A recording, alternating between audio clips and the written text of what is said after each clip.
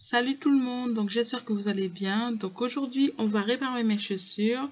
Comme vous le voyez, elles ne se ferment pas parce que j'ai de trop gros mollets. Donc si vous êtes intéressé par le résultat, j'ai envie de vous dire stay tuned.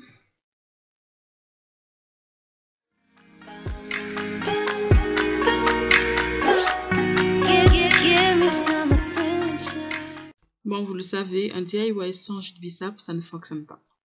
Donc vous aurez besoin d'une fabrique simili-cuir, d'une règle, d'une paire de ciseaux, un crayon et aussi bien sûr une machine à coudre. Dans un premier temps, vous allez couper un morceau de matière pour ne pas gaspiller, car au final on n'aura pas besoin d'autant de tissu que ça en fait. Donc mon problème à moi, c'est que les 3 dernières sangles ne se ferment pas. Donc pour ça, je vais devoir mesurer la longueur de cette partie.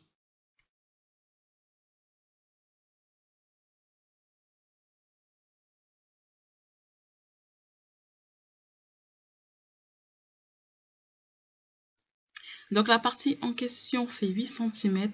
Donc je vais devoir la multiplier par 2. Donc je vais faire un segment de 16 cm.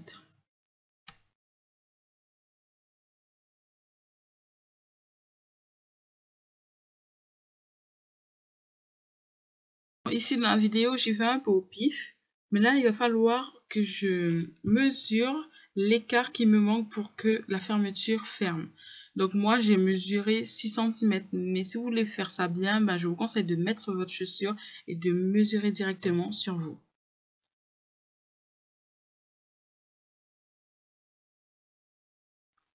D'ailleurs, je suis désolée, c'est un peu difficile de stabiliser un caméscope avec une seule main.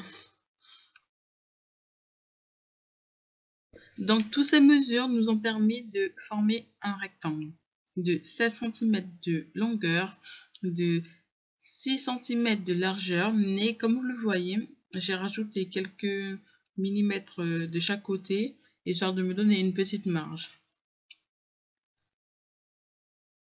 J'ai tracé un trait au milieu de la fabrique pour m'aider à me repérer.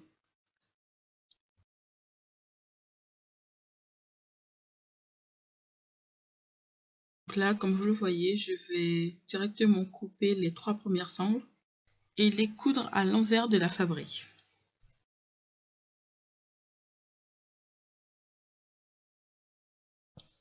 Bon, essayer de coudre et filmer en même temps, c'est une des choses que on ne peut pas faire en fait.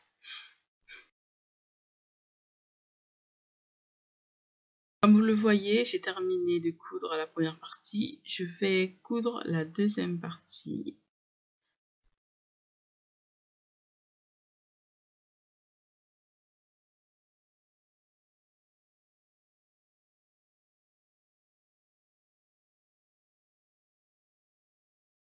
Voici le résultat final. Donc là, il va falloir juste que je retourne la fabrique, histoire qu'on ne voit pas la partie grise.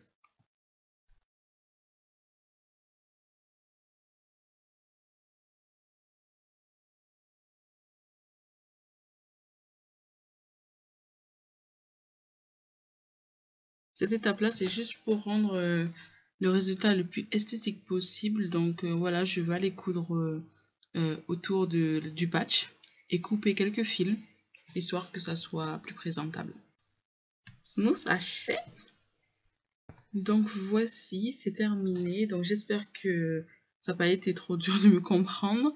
Moi personnellement, je l'ai fait parce que je me suis rendu compte en fait en allant chez les cordonniers que ça allait me coûter le prix d'une autre chaussure. Donc je me suis dit j'avais toutes les matières pour le faire, pourquoi pas le faire toute seule.